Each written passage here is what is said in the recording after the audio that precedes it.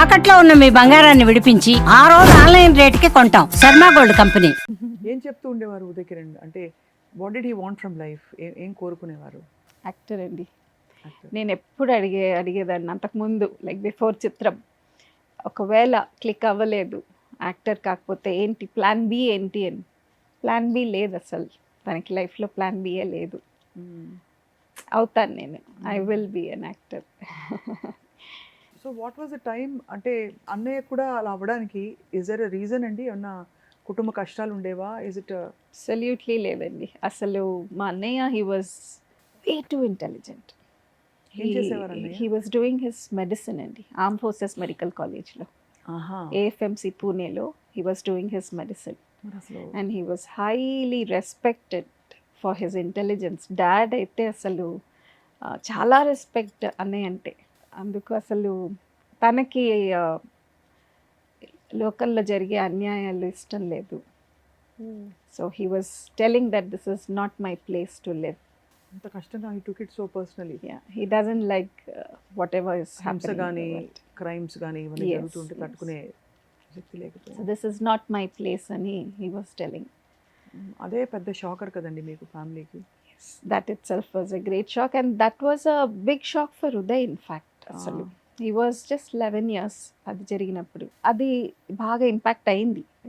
బాధపడినప్పుడు అంతా దాని గురించి మాట్లాడేవాడు. చాలా అన్నయ్యకి ఎన్నేళ్ళండి? అన్నయ్య వాజ్ 21. 21 సంవత్సరాలకు అన్నయ్య వెళ్ళిపోయాడు. మీరు కూడా చిన్నవారే అప్పుడు. I was 19. మా అన్నయ్యకి నాకు 2 years డిఫరెన్స్. 19 ఇయర్స్, ఉదయ్కి 11. ఉదయ్కి 11, నాకు ఉదయ్కి 8 years డిఫరెన్స్. సో అది అయ్యాక బహుశా అమ్మ మీద కూడా చాలా భారం పడి ఉంటుంది మానసికంగా. చాలా చాలా మా అమ్మని అసలు చూసుకోవడానికి చాలా కష్టపడ్డాం. చాలా డిప్రెస్ అయిపోయింది అమ్మ అయితే. It was very difficult. Understandable కదా అమ్మకి.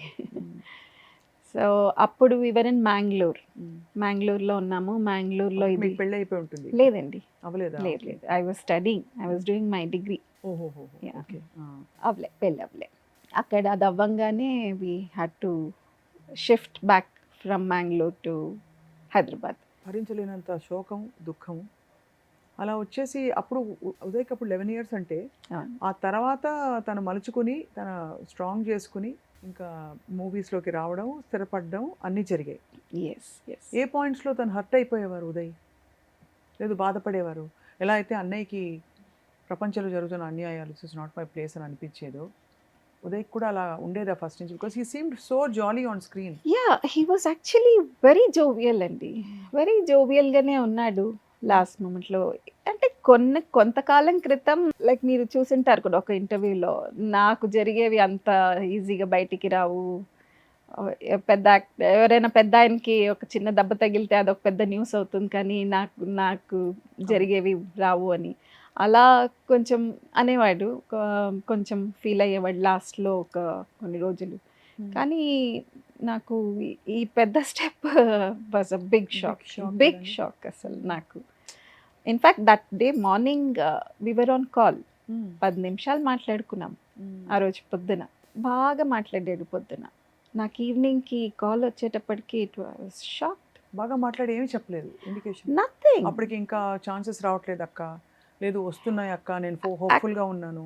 యాక్చువల్గా లేదు, హోప్ఫుల్గా I'll come back with a bang అనే అంటాడు. This was John. శ్రీరామ్ అయిపోయింది అప్పటికే. అయిపోయింది. శ్రీరామ్ అయిపోయింది. కంప్లీట్. జై శ్రీరామ్ కూడా రిలీజ్ అయింది. Jai Shriram is his last release. Last film. అవును, అది కూడా రిలీజ్ అయింది. జై శ్రీరామ్ కొంచెం ఆడలేదు అంత బాక్స్ ఆఫీస్లో. ఏమైపోతాయంటేనండి ఇవి జరిగినప్పుడు ఒక్కసారి చూసే వాళ్ళందరికీ అందులో చాలా జాలీ జోవియల్గా ఉండే ఒక వ్యక్తి గుండెంత బరువు ఎక్కిపోతుంది. ఏం జరిగింది యాక్చువల్లీ? ఏం జరుగుంటుంది? చెప్పలేనంత కష్టం ఏంటి అని. Even I have that question అండి. ఆయనకి అప్పటికే తనకి పెళ్ళయింది కదా? పెళ్ళయిందండి. తనకి ఇప్పుడు I don't know, with due respect, వాళ్ళిద్దరికీ పడలేదా, లేకపోతే ఇంకేమన్నా జరిగాయా వెనకాల, లేకపోతే తన అవకాశాలు రావట్లేదని ఇలా అయిందా, లేకపోతే డిస్హార్టన్ అయిపోయారా తను లైఫ్లో? I was very happy.